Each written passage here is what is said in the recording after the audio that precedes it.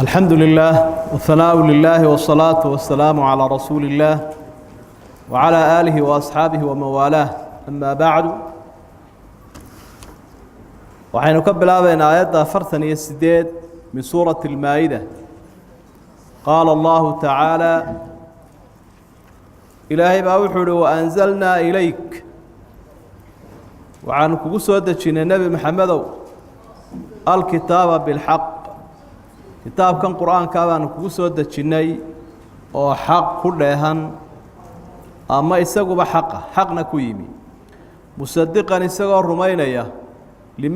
لما بين يديه كويكه الرئيو من الكتاب كتبتي ومهيمنا عليه يسقوا كتاب كاكه الرئيين نسخيه فاحكم بينهم تذك واحد كوكلا حكمتا بما أنزل الله وحي إلهي وسودة شيء ولا تتبع أهواهم ربيتان نذوذها الراعي عما جاءك من الحق أذيقوا كلا يحنا يحقك كوكو سودة يكويمي لكل أمات كاستجعلنا وانويالني منكم يقوا إذن كمدا شرعة ومنهاجا كتابي دين بانو سيناي ولو شاء الله ربي هدو دونيو لجعلكم وحيدين كدغ لها أمة واحدة أمة كلية ولكن ليبلوكم وحسي لهي دونيا إنو إذن كو امتحانه فيما آتاكم وحاء إذن سيي فاستبقوا الخيرات وحيابها ونكسنك لديري إلى الله مرجعكم إلهي حقي سيهات هلك أولا بنيسان جميعا إذن كوردن آخر إساق إذن هرتقيا فينبئكم إلهي وحيدين ورمي إذن كحساب بما شيء كنتم هايدين فيه تختلفون كوا إساق إسكد إذن وانحكم بينهم تذك واحد كوكا لحكمتا بما أنزل الله إلهي شرعك كوكو سودتشي ولا تتبع أهواهم ربيتان ذو ذنها الراعي واحذرهم واحد كفي تشقناتا وآت كدكتوناتا أن يفتنوك إلي كويداريان عن بعض ما شيء بركي أنزل الله إليك دينتو لهي كوسودة شيء قاركيت يأي قالدو كوسيتشنين فإن تولوا هدي أي سيتشيت سلام فاعلم واحد وقاتا رسول الله أنما يريد الله إنو إلهي دون يوم أن يصيبهم إنو كهلاغو ببعض ذنوبهم دنبيدي أي جيستين قاركيت وإن كثيرا من الناس إن بدنا عدتك كمده لفاسقون وي هو الله كدركو كفغادي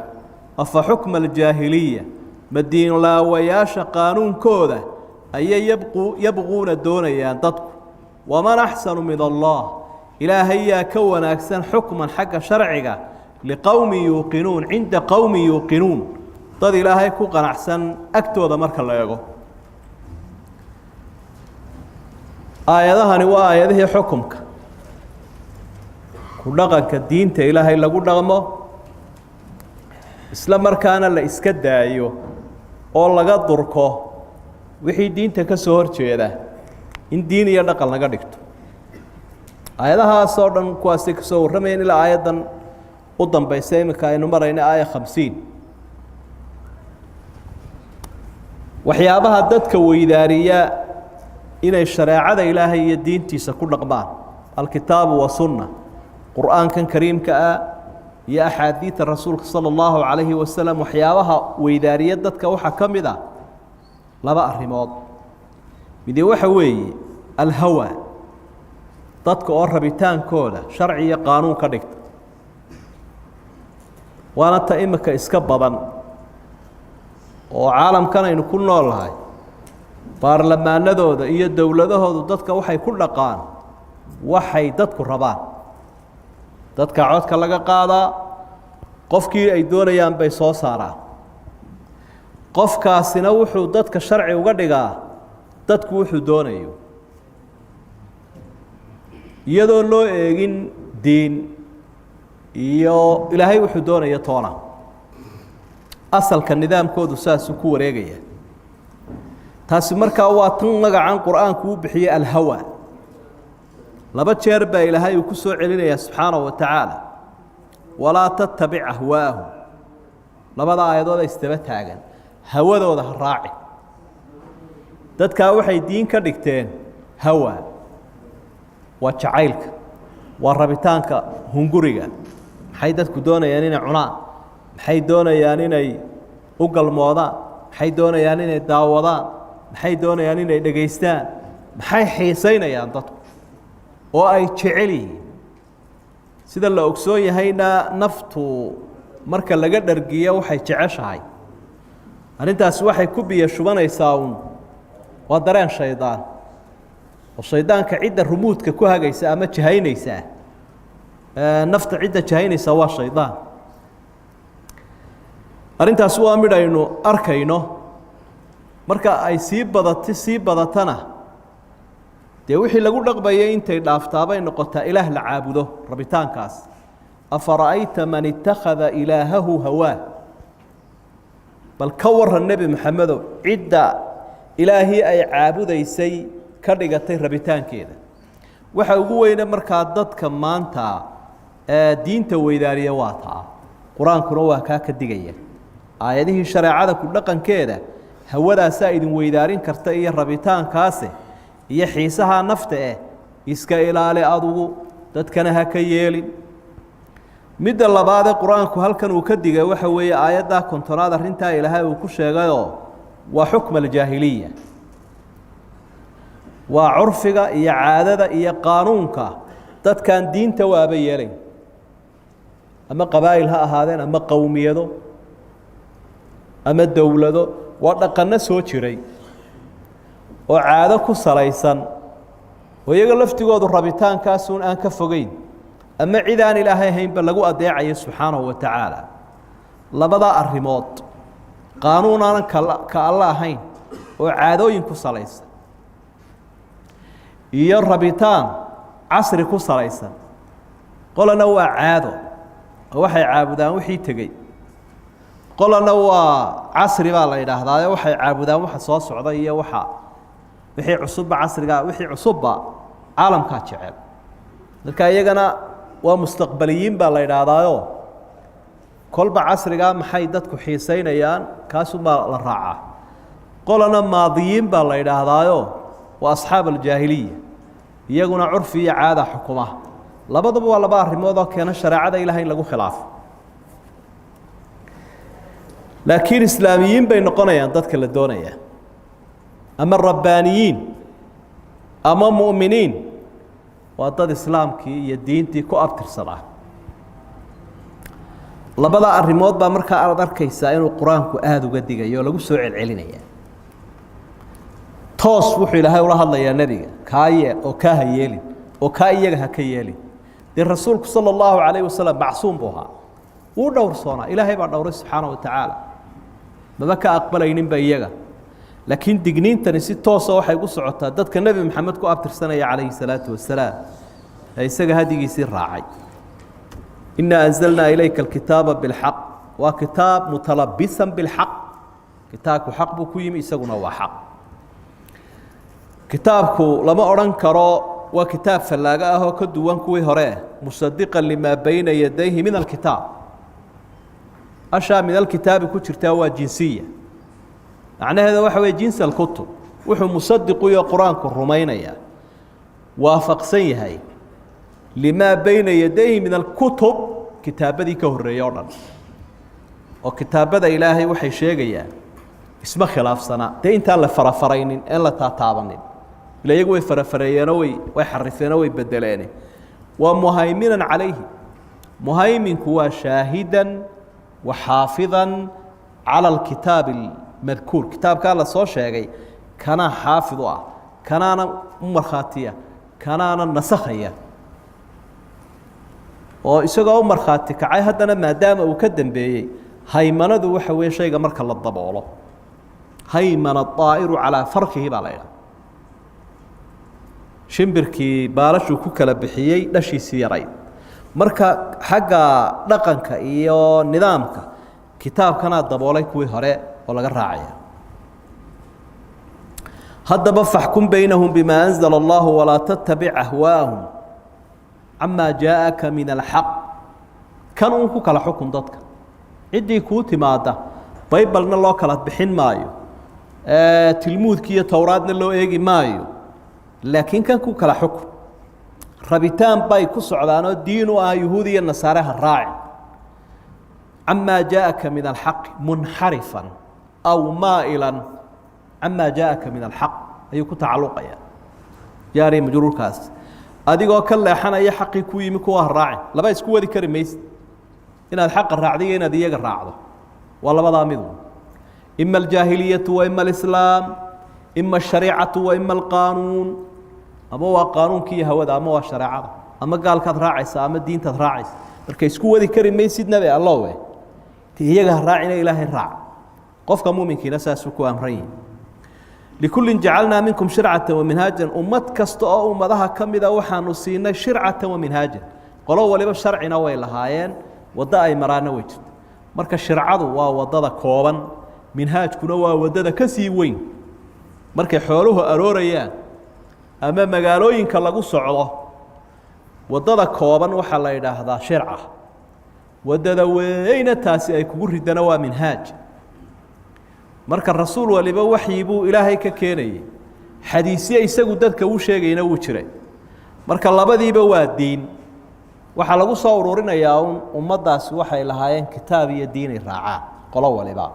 diintiinana u dambaysay raaca hadduu ilaahay doonayo dadkan qolo quru ka dhigi lahaa qaybahan qur-aanku uu ka warramaya kuwii hore kuwa dambe maba iskhilaafeena qolo quraa laga dhigi lahaa isku diin keliya haysata laakiin ilaahay taa ma doonina walaakin liyabluwakum fii ma aataakum imtixaan baa jira waxyiga laydisiyaa laydinku imtixaanayaa oo kitaabkii hore qoladii haysatay markuu kitaab ka dambeeye yimaado rasuul ka dambeeye yimaado ayaa la leeyahay kii dhigo oo kan raaca kii dhigoo kan ku dhaqma fii ma aataakum waxaa laydinku imtixaanayaa kan dambe laydin siiyey marka qolada tidhaahda facala ara'si walcayn samicnaa wa adacnaa ilaahay ow kaa maqaloo ku raacnay kuwa yidhaahdaa dee waa mu'miniin kuwa yidhaahda laakiin mufaaraqatu lma'luufi mashaqa waxaa iyagii hore caado la gooya cadho allay leedahay kii hore ka fuqi mayno kuwa yidhaahda waa sida yuhuud iyo nasaaradu yidhaahdeen annagu kaayagii ka fuqi mayno kitaabka yagii rasuulka yagii waxa yagii inaa wajadnaa aabaa'ana sida carabiba tidhi kuwa caynkaa idhahdana waa gaalo marka arrintan imtixaan bay ahayd diintu maslaxadna way tahay raaciddeeduna tijaabaytay dadka lagu tijaabinayo wuxuu ilaahay dadka ka doonayaana waxa uu amraybaa khayrka ku jiraaye fastabiqu lkhayraat camal baa la doonayaa adduunyada ummadu intana ifka joogaan fastabiqu lkhayraat khayraadkuna diintu ku jiraa khayraadku wax alla wixii khayr oo dhan dhinacuu doonaya ha ahaadee khayrka nolosha adduunya iyo ka aakhiro tanuu ku jiraa marka ha loo tartamo baa layihi ogaadana khayrkaasaa la sahay qaadanayaao ilaahay lala hortegaya ila llaahi marjicukum jamiica fayunabiukum bimaa kuntum fiihi takhtalifuun marka halkan waa meeshii camalka fastabiqu lkhayraat aakhirana waa meeshii abaalka marka camalkaa horeeya camalka yaan lagaa dheeraynin wax alla wixii wanaagsan khayrulbiri caajilu idinkaaga dheerayn mayse adaa u degdegaya dabeetana kaasaad sahay qaadanaysa ilaahay baa kaaga warramaya bimacnaa aakhiruu ku xisaabinaya ciddii xaqa ku sugnayd iyo ciddii kale loo kala markhaati furaya loo kala cadaynaya lagu kala xukumaya وأن احكم بينهم بما أنزل الله ولا تتبع أهواءهم هذا لو كسوع لي إلهي شرعي أن سود الشيون كوك على حكم ده إلهي بقى أمدا وحك حلقاري وحي أيكوها وشون لهايين أي أورا لهايين محين اسكو حكمنا marka yiraahdaan maxaynu isku xukunay taa isweydiiyaan nin waliba shaar uu leeyahay tolanaya qowmiyad waliba shaar ay leedahay tolanaysa markaasoo haddana in yar marka la joogaabo expire garoobaya uu duugoobaya macnaha kaasa la oranaya haddana lifaaqa loo sameeyo hal la jadiidiyo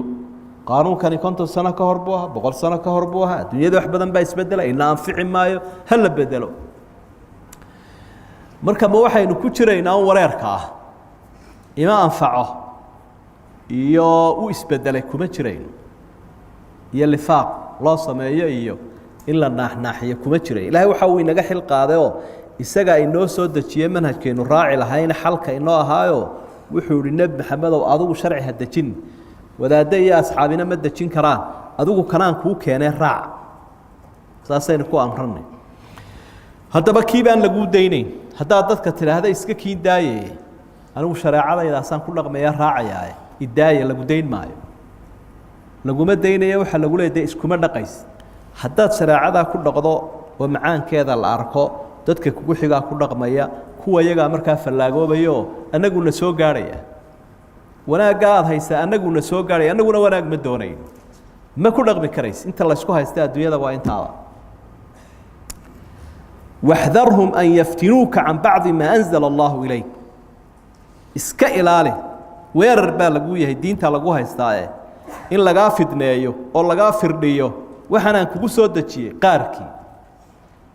kolley dee qofku mar hadduu muslim yahaa ka wada tegi maayee inahay gaaladu is idhahdaan way idinku adag tahay ayuunbay odhanayaan kaa iska daaya imika waxay idhahdaan iskaga mehersada diintiinna annagu waanu ku mehersannaa kaniisadayade dumarka ku mehersadoo dhaxalka iskaga wato nabarradii waxaa iskaga xaqdo wixii aan maaragtay laakiin arrimaha qaarkood inaga daaya diimaha iyo yaan la keeni hadday xidhiirka caalamiga tahay awoodaha iyo milatariga wixii ku saabsan ummadaha iyo maaragtay qawaaniinta u dhaxaysa siyaasadahooda dibadda waxaasoo dhan inaga dhiga markaasaa maxkamada loo sameeyey la yidhaahdo maxkamaddani waa maxkamadda madaniga oo arrimaha shareecaday qaadi karta tan ayaan leetahay axwaal shakhsiya maxkamadaha hoose iyo kiisaskaa diinaha iyabaa lagu eegaya maxkamadaha dhexena waxa aan diinta ku saabsanayn baa lagu wadi karaya waxay qaadi karaan wixii aan diin ku saabsanayn waa taa dee innagaba laynaga iibiyee horteenna taalla marka hay-ado dhanoo dee u qaabilsan ummadahaasina way leeyihiinoo intaa dhaqaale ku bixiyo oo u ilaaliya digniintan ilaahay uu bixiyun baynu arkaynaa waxdarhum an yaftinuuka can bacdi maa anzala allahu ilayk waxaan ilaahay kugu soo dejiyo waa lagu haystaaye bal isilaale nebigii baa la leeyahy bal isilaale oo feejignow dee innaguna amarkaa waynu qabnaa fain tawallow faclam hadday iyagu sii jeedsadeen waxaad ogaataa annamaa yuriidu allaahu an yusiibahum bibacdi dunuubi dadkaa diinta ku dhaqaystay haddii ay sii jeedsadaan waxaad ogaataa in balaaya ku soo socoto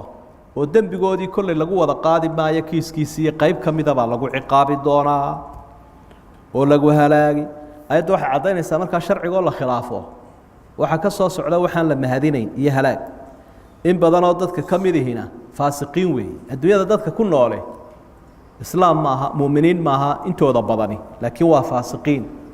ilaahay bay diideen oo sharcigiisay diideen waxa la yaab leh istifaamkani waa inkaari waa tawbiikhi ilaahay baa dadka canaananaya oo diidaya waxay wadaan kaasuu ilahay yidhi afa xukma aljaahiliyati yabquun aayaddaasaa lagu soo gebagabeeyey aayadii xukunka waaba yaabe dad badan baa diiday kitaabkii iyo waxyigii la soo dejiye haddaba ma jaahiliyada qaanuunkeeda xukunkuna waa qaanuunkii jaahiliyaduna waa ummadahan ku dhaqmin islaamka marka ummadaha aan islaamka ku dhaqmin ee diinlaawayaasha ah ma qaanuunkeeda yabquuna rabayaan oy leeyihiin qaanuunka jaahiliyada na siiya lafduljaahiliya waa erey bixinta uu qur-aanka iyo xadiidku sameeyey ee uuna siiye weeye berigii hore jaahiluuna jaahil jahli ereyadu saasay ahayn laakiin jaahiliya fi lqur'aani walxadiid baad ku arkaysa marka dadka aan diinta ku dhaqmin aan xiisaynayn inaan doonayn ma qaanuunka hayaan bay dadka qaarkood doonayaan oo yaa ilaahay ka xukun wanaagsan liqowmi yuuqinuun marka liqowmi yuuqinuun cinda qowmi yuuqinuun qolo ilaahay ku kalsoon agtooda marka la eego ilaahay cidina kama xukun wanaagsana ama liqowmi yuuqinuun qolo ilaahay yaqiinsan oo ku kalsoon oo ku qanacsan rabbi marka xukunka uu xukumaya la eego oo dee iyaga ayaa u arkaya inuu xal u yahay laakiin qof dadkaan yaqiinta lahayn axsannimada iyo wanaaggu xukunka ilaahay leeya uma muuqato idan halkaa waxaynu ku arkaynaa faa'iidooyin aada u badan oo aayaadku ay noo tilmaamayaan iyo nusuustu oo ku dhaqanka shareecada ku jira faa'iidooyinkaa waxaa ka mid a maslaxad buu dadka u yahay ku dhaqanka shareecadu oo dee nolosha qaybaheedii kala duwaneyd oo dhan bay saamaynaysaa oo addaruuriyaat alkhams baahiyaha dadku ay leeyihin oo dhan diintunbaa u ilaalinaysaa diinta nafta maalka iyo taranka in la isku xukumo sharciga ilaahay mid aan ahayn gaalnimaa laga fakanaya sidan aayadda u dambaysa ay sheegayso waa faa'iidooyin ku jira wey صالح لكل الزمان ومكان فإذا كنت شرعة كل لغن كذا waxa kamida dad walba iyo waqti walba iyo goob walba way ku haboonta shariicadu lagu dhaqmo oo Ilaahay adoomahan abuuray ee xaaladooda dambiyada horeba ogaaba u dajiyay marka isagu ma duugooba shariicadu ma duugoobayso sixidda uma baahana saasa loogu soo dhaqmay laguna wadaya arintana waa daakhilatun fi tawxiid ar-rububiyyah wal-uluhiyyah وارنا إنه إلهي كعابدين كلام مرخاتي كعين رب النمديس سبحانه وتعالى ونصيحة لحكام المسلمين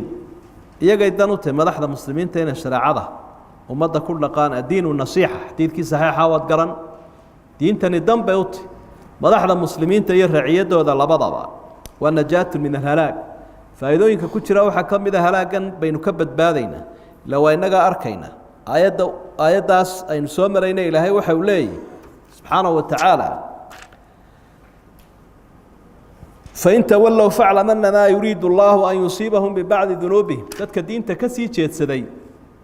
كفافك أي قلان بلايا كقصوى صعوتها وإلهي وكردي الدور عمرك هلاك قاسين وكقبت باذا إنك لغك شرعي الاستقرار السياسي ومضاء الضرابات باكل دعوة خلق السياسي يأكل دعوة لأن هجامنتي السياسة waxyaabaha noloshooda ku deegi karta ayuu kamid yahay ku dhaqanka shariicadu tahqiiq salaam bayna dabaqat almujtama' alwahid bulshadu qaybaheeda kala duwan nabadgeliyadoodu iyo sinaashahoodu shariicadu buu ku jira dabaqadaha sare maal qabeenka iyo madaxda iyo minjaha intaba inay mudnaadaan dhamaantooda ay sinaadaan ay isjeclaadaan ku dhaqanka shariicada ayuu ku jira iyo xataa nabadgeliyadooda